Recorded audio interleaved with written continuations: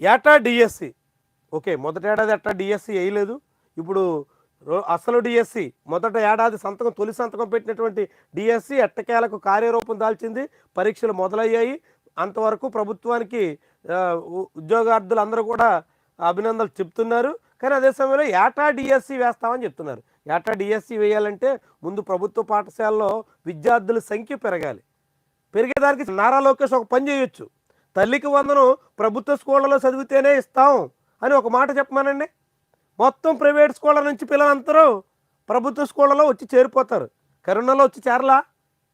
కరోనాలో ఎందుకు చేరారు? తల్లికి వందనం, అమ్మకు ఒడి ఇలాంటివన్నీ కూడా ప్రభుత్వ స్కూల్ వాళ్ళకి ఇస్తారు అనేటువంటి ప్రచారం సాగింది.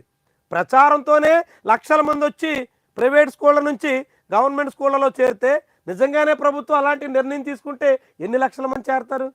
మరి ప్రభుత్వానికి అలాంటి చిత్తశుద్ధి ఉందా? అంతమంది లక్షల మంది విద్యార్థులు చేరితే అవసరమైనటువంటి సదుపాయాలు కల్పించగలరా? లక్షల మంది విద్యార్థులు ప్రైవేట్ సంస్థలు ఖాళీ చేసేస్తుంటే నారాయణ, శ్రీ చైతన్య నుంచి విద్యార్థులందరూ గవర్నమెంట్ స్కూళ్ళకి వస్తుంటే ఈ ప్రభుత్వం చూస్తూ ఊరుకుంటుందా?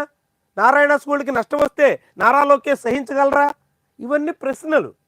నిజంగా జరిగితే మాత్రమే ఆంధ్రప్రదేశ్లో ప్రభుత్వ స్కూళ్ళు బాగుపడడానికి ఏటా డిఎస్సి తీయాల్సిన అవసరం ఏర్పడడానికి కారణమవుతుంది. లేదంటే స్కూళ్ళు 9 రకాలు, 5 రకాలు ఇలా విభజించుకుంటూ ఉపాధ్యాయుల సంఖ్యని కోత విధించేసి పేరుకి ఇలాంటి ప్రకటనలు చేయడానికి మాత్రం పరిమితం అవుతుంది.